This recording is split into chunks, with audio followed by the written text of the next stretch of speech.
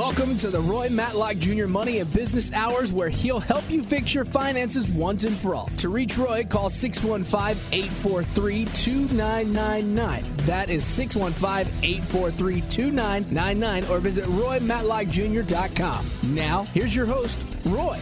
All right, Roy Matlock Jr. here, and we are going to keep sane when a lot of things are going on in the markets, and thought I'd just talk about some proven investment fundamentals to kind of start the show off that, especially when, I remember back in 2020 when the pandemic happened and we saw a big decline in the market, and, everybody's losing their mind, and we didn't know what was going to happen. But, it goes back to the fundamentals, and the fundamentals are you manage your risk, and you don't listen to the noise, and you have a plan, all that kind of stuff. So I thought I would start out with some proven investment fundamentals.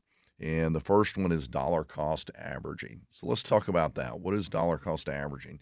I've kind of had a way of doing things. I've been doing investment advisory for 40 years, and I got my securities license in 1985, and it was the first time I got really exposed to that kind of stuff. And then in 1987, we had the stock market crash.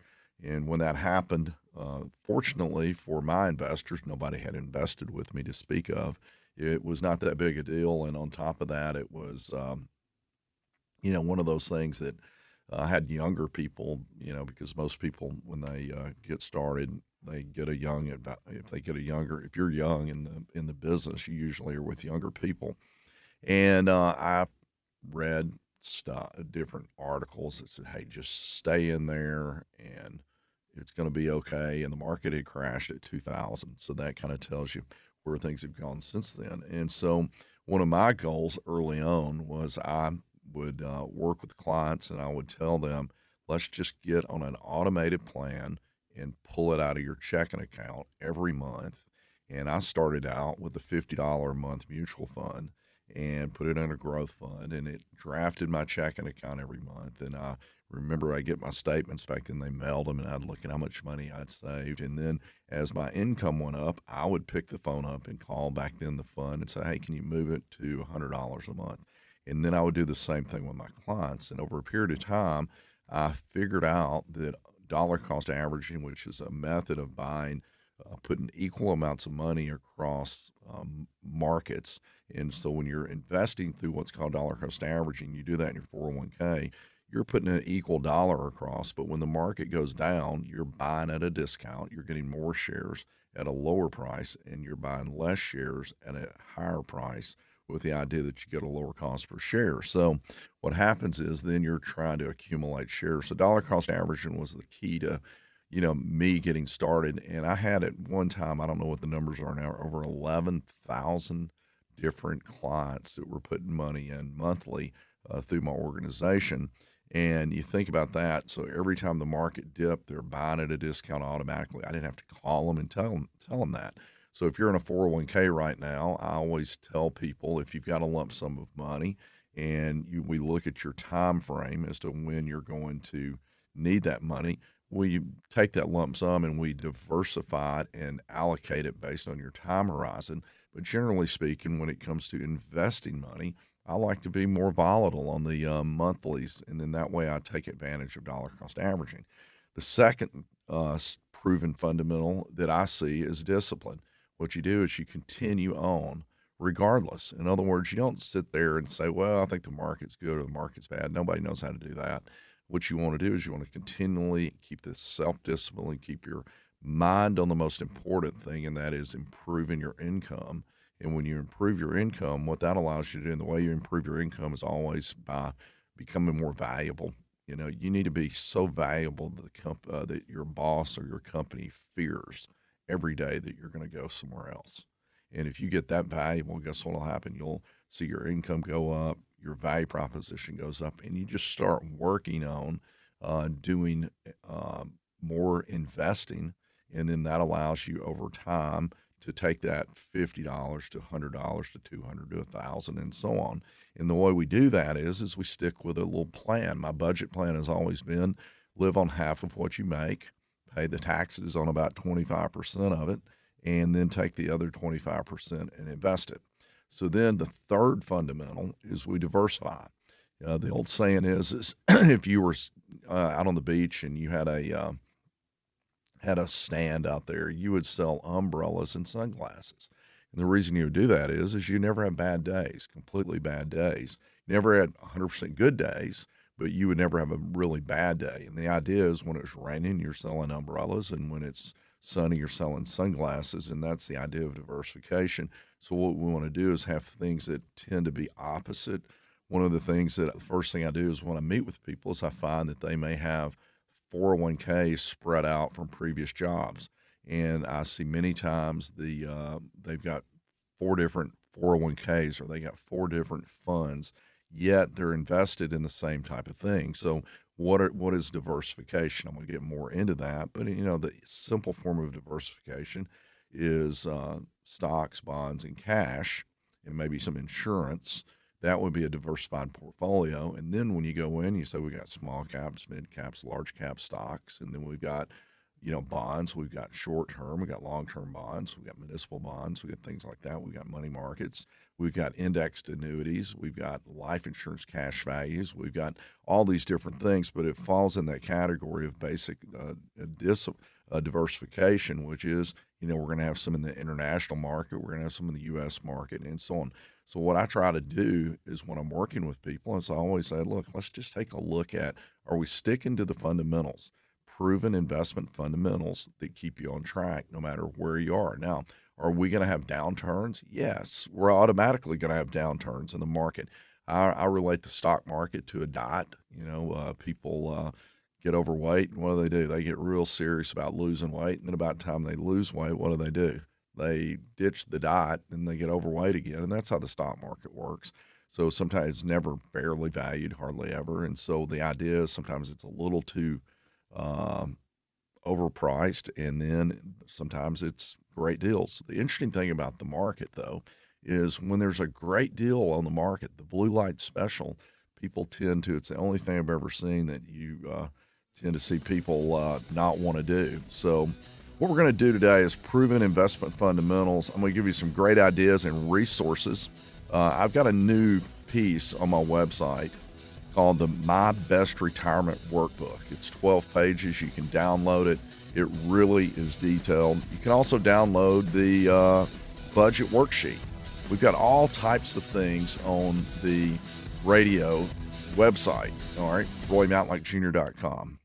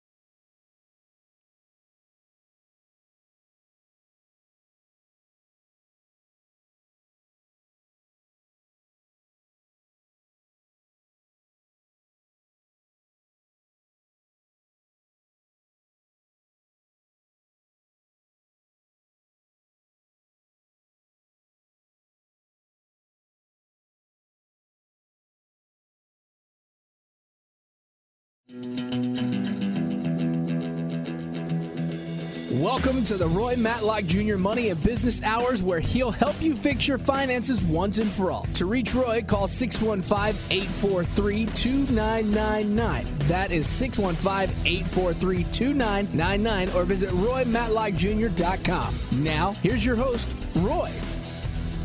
All right, Roy Matlock Jr. here, and we are talking money, and today we're kind of addressing some of the things that have been going on. We've got tariffs, and we've got people on one side saying, oh, it's going to destroy the economy. Then you got another group that are saying, oh, it's going to be the best thing ever happened. It's fair. Why should we be paying for, other countries? And it's going to kill the economy. It's going to grow the economy. The stock market's, going to crash, and it is not bad, when it's going to happen. Who knows? All right. What I do know is there are proven investment fundamentals that will help you get financially independent one day. If you're just tuning in, we talked about dollar cost averaging, discipline, diversification.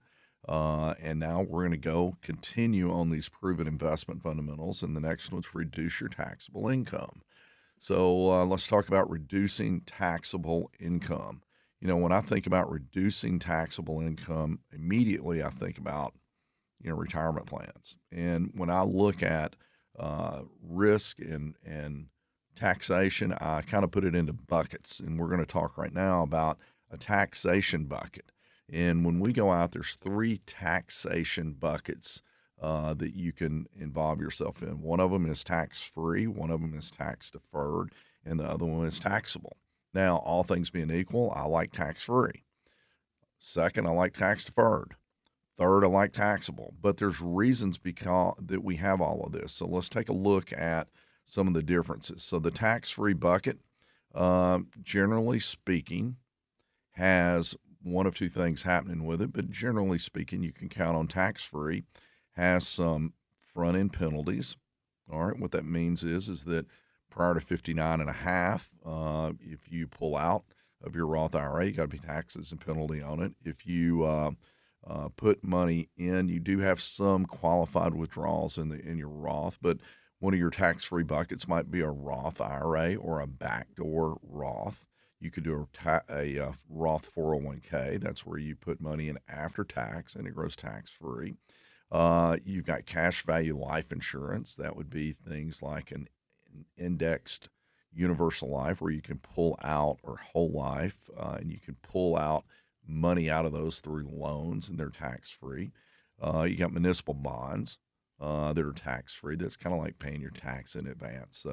But those are tax-free buckets. So what we want to do is we want to say, well, what tax-free income do we have? I remember I had a friend of mine, very wealthy, and he had a bunch of real estate. And what he would always do when the rents went up, he would refinance and pull cash out. And that would give him tax-free income. All loans tend to be tax-free. And so that's a tax-free bucket that you might look at. We have tax-deferred buckets.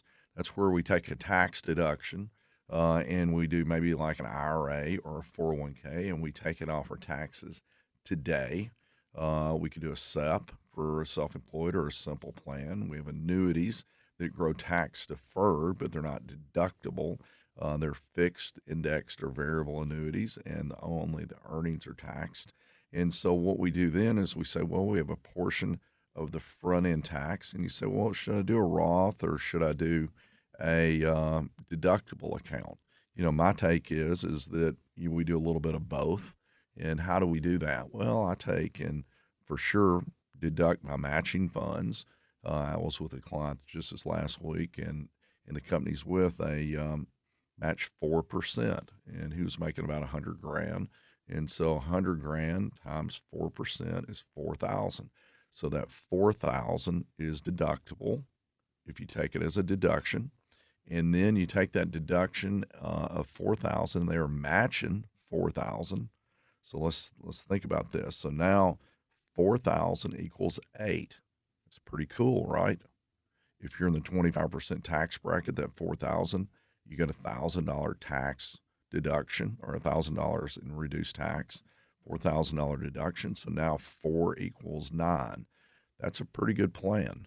So if you put in $4,000, you get 9, and he was completely vested right off the bat. So 4 equals 9. Pretty cool, right? And then we took that $1,000 deduction, the cash savings, along with some additional monies, and we set up a Roth. All right, so now they've got a deductible. He had a deductible retirement plan along with a that was tax deferred. We'll have to pay the taxes later. Then we have a Roth that grows tax free. So there you go. If you're a business owner right now, you can do a SEP. And the cool thing about a SEP, if you're like an independent contractor, 1099 type, not a bunch of employees, you can do your SEP for 2024 all the way up until your tax filing date in October. So if you file extensions all the way out to 2025 October, you could actually fund the SEP all the way up to this for last year. You're running out of time on IRAs. You can fund your IRA up until April 15th for last year. Now, what's the benefit of that? Well, maybe you had a year last year and you did well, but you didn't have 25% to put into your SEP. So what you're able to do is earn some money this year and take the earnings that you made this year and throw it into the SEP from last year and get a tax deduction. I have seen many times where, I tell my clients, when you go to your CPA or whoever's doing your taxes, if you're a business owner, just tell them you want to know the difference in what a SEP would mean. And so they do that, or they can do what's called a solo 401k and do the same thing. But the point being is you can put a bunch of money in and take it off your profit. So those are ideas. Annuities give you tax deferral. We use annuities for growth on money that we don't think we'll ever use, or we don't need it for a long time. But all of the tax deferred accounts, just think of it this way, prior to 59 and a half are going to be penalized, okay, and taxed if you pull it out. The tax-free accounts, the Roths, are similar in that sense. Life insurance is the only thing that you can take out, really, that I know of it as a loan, and it's not taxed. And so that would be an idea there. So we got tax deferred, and then lastly, we have taxable. Now, why would we have a taxable bucket? We have a taxable bucket because it provides liquidity. I call it opportunity money. So let's say that we have our retirement plans being fully funded, and we got some tax-free, we got some tax deferred. Maybe we've got enough cash that we need to throw it into an annuity so it'll continue to grow, maybe like a RILA or variable annuity that has, market upside and things like that. And then what we do is we have our taxable bucket, and that's brokerage accounts, stocks, mutual funds, things like that, bank accounts. And the idea on that, some of that money is maybe in a money market. So therefore, if we have market downturns and we're going to be needing money, we would pull from that type of bucket.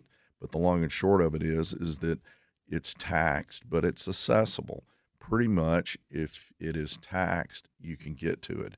If it's tax deferred or tax free, there's going to be some restrictions. So we have 3 taxable buckets, but the idea is that let's pay attention.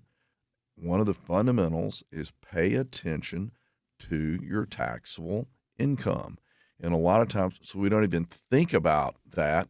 And the reason we don't think about it is that at the end of the year, you got 1099s coming in. I had a client of mine, one of my CPA referral partners, call me up. He says, I had a guy come in and he had $49,000 in bank interest, which tells me low interest.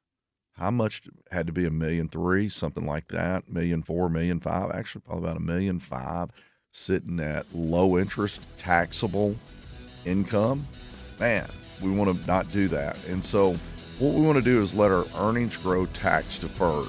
So let's go. Let's take a look at where we're at. Go to roymatlockjr.com. My best retirement workbook is there, along with the budget download sheet and many, many more things.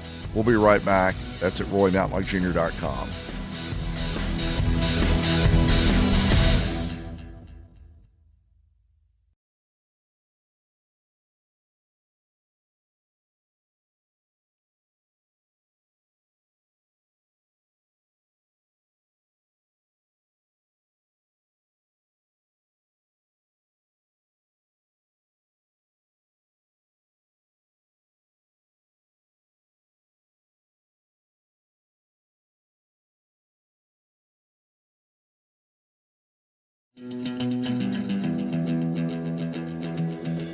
Welcome to the Roy Matlock Jr. Money and Business Hours, where he'll help you fix your finances once and for all. To reach Roy, call 615-843-2999. That is 615-843-2999, or visit RoyMatlockJr.com. Now, here's your host, Roy.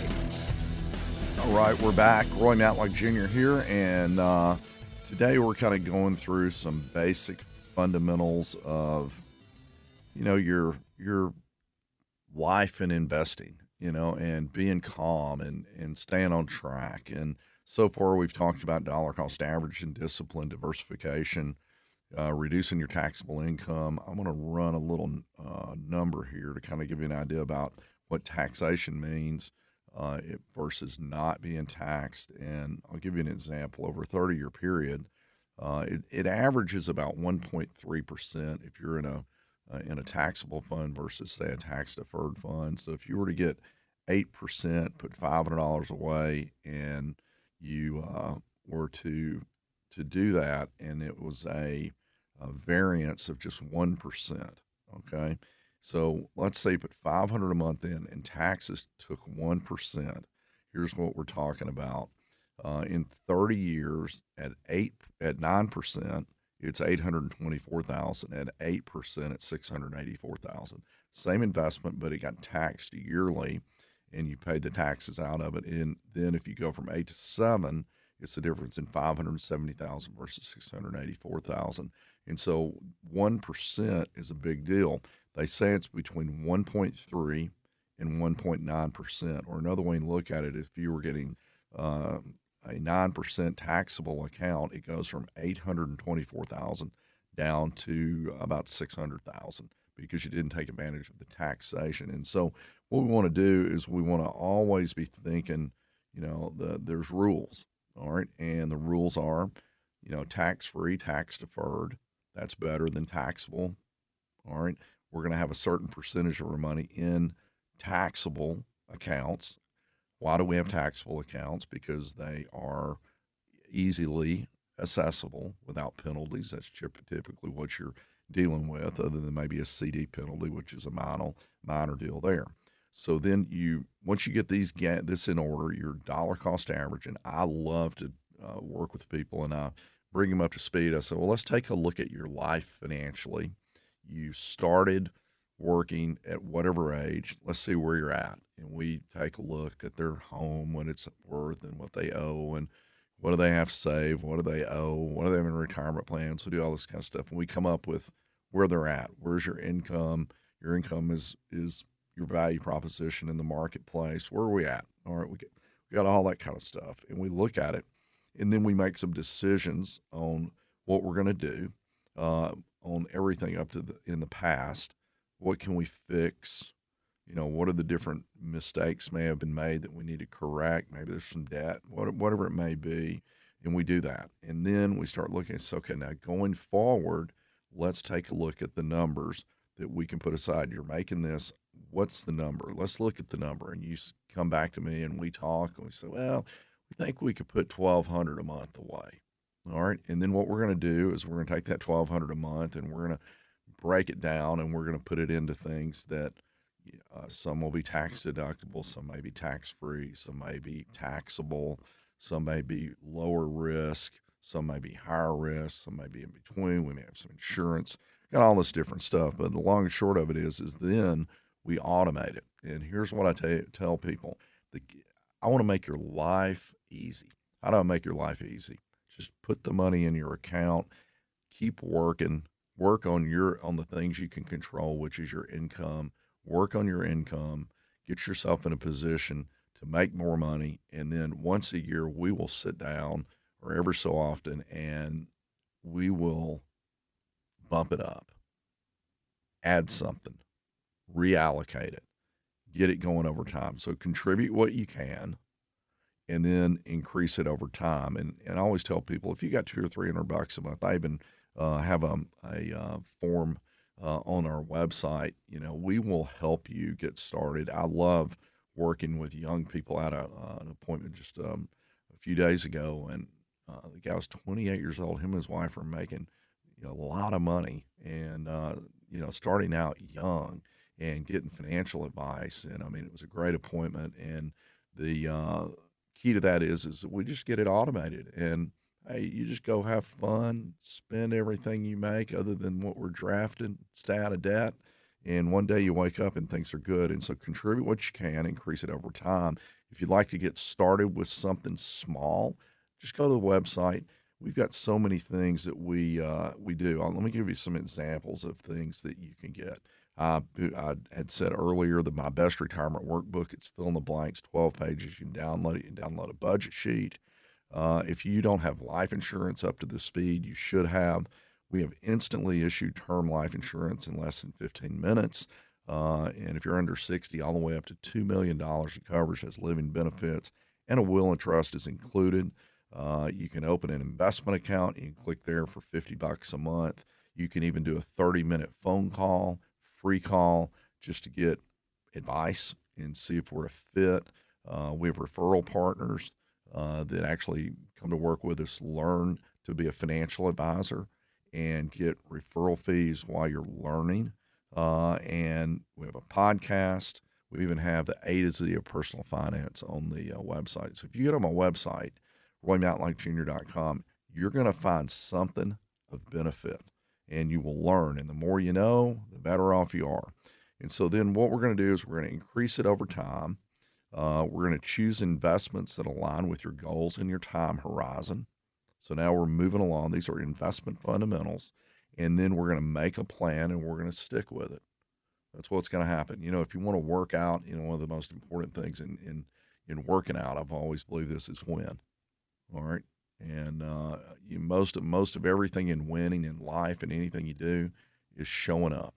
All right. And most people just don't ever show up. They think it's got to be perfect. Well, the most important thing in a plan of financial independence is just getting it started and sticking with it. Just say, I'm going to grind away, and I'm going to grind away, and so on. So then we want to go out and we want to do some things to reduce risk. And so what I'm going to do kind of the rest of this segment is talk about reducing risk and going toward having peace of mind.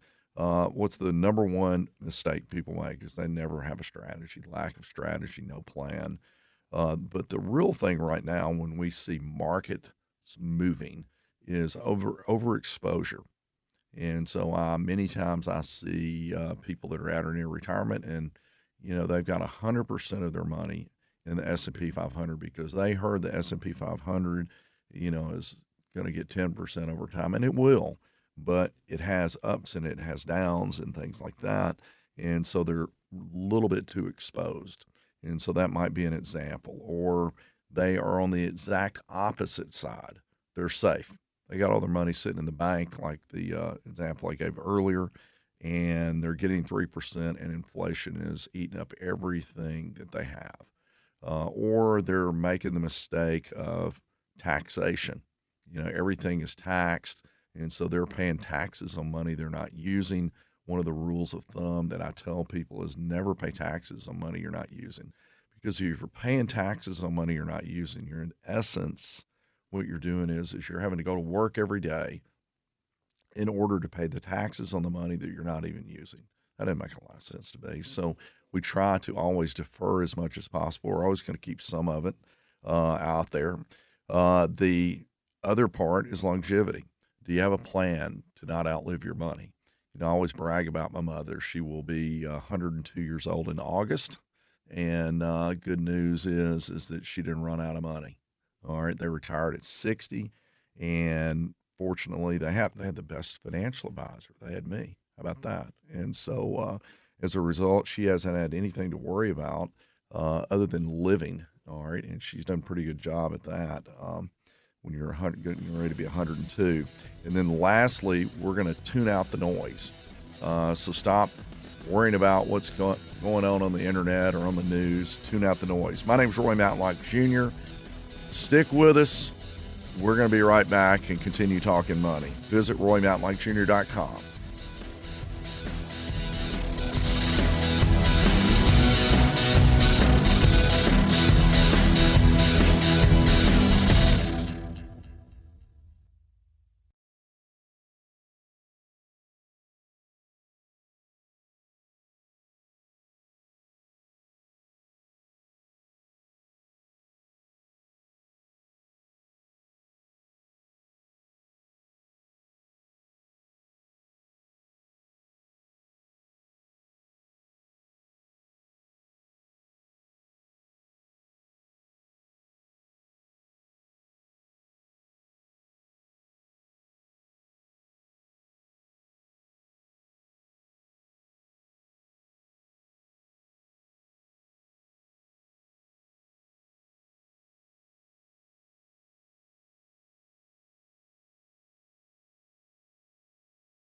Welcome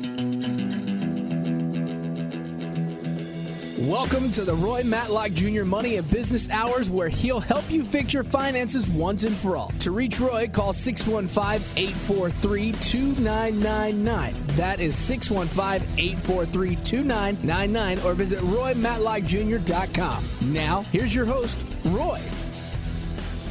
All right, final segment today, and we are talking money. My name is Roy Matlock Jr. I own a financial advisory firm here in Nashville, and we do business all over the country helping people with their money. Visit RoyMatlockJr.com, and I would encourage you to go and get our retirement download. It's a really good piece called My Best Retirement Workbook, 12 pages. You download it, you fill in the blank, ask you a lot of questions. If you're nearing retirement, it would be a good one. And I wanted to talk a little bit about markets. And I've never tried to time the market. I've had a couple little things that I've done over my career. If the market's at an all-time high and someone brings cash to the table, I'm going to probably bring them in over a period of time, dollar cost to average them. And then if somebody's at or near retirement, I tend to, back them off a little bit. And, to the point that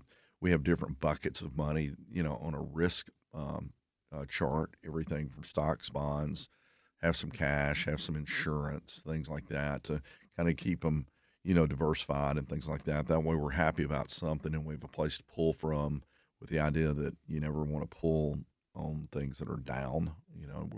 The whole mindset of retirement planning is to be in a position to where if you don't want to sell at the bottom, you're always going to be selling on the up. And so if you withdraw money from different buckets, so you're going to be happy about something. And so that's the idea there. But let me give you some numbers. And this goes back to 1952 when it comes to the S&P 500. And so if you have your 401k right now and you are in the accumulation stage, I don't usually do anything to remove people from markets. I don't try to time or anything like that. Sometimes, if you have a pretty good amount of money in there, we can back it down at the market high and dollar cost average it back in or something like that. But here's the numbers. 5% or more decline will happen on average about 3 times a year since 1952. So if you think about that, it typically takes about 43 days for it to recover. So panicking out of the market, 5% down, 43 days to recover, and it happens 3 times a year. If you see a 10%, and that's a typical 10% happens once a year, takes about 110 days for it to recover. So nothing terrible. All right. 15% or more is every 3 years, 251 days to recover. And 20% or more once every 6 years, 370 days to recover. Now, how does that affect you if you're buying?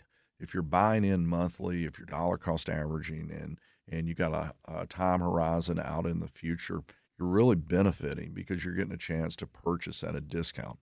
Now, if you're on the other side of the spectrum and you are retiring, okay, then that is not a good thing. And it's called sequence of return risk. And what that means is sequence of return risk has to do with when are you drawing. So, for instance, if you were retiring and you took you retired at the point we had the technology crash, dot-com bubble in 2000, and then in 2008 we had the housing market. Here's what you're looking at. You saw downturns. It took almost 8 years for the S&P to recover after the dot-com bubble.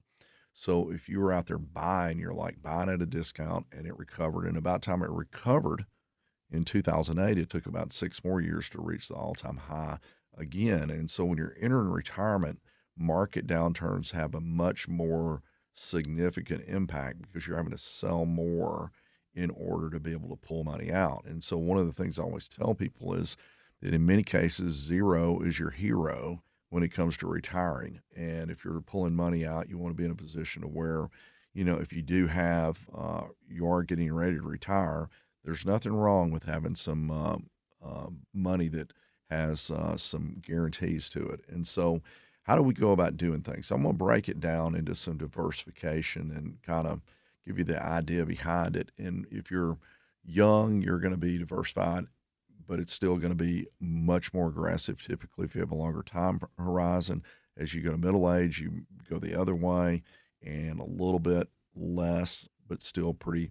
But when you get in about 10 years to retirement, you're going to back it off. And so we diversify across money market funds. We have bond funds, we have stock funds, and then we have insurance. So what is a money market fund? Think of a money market fund as liquid cash.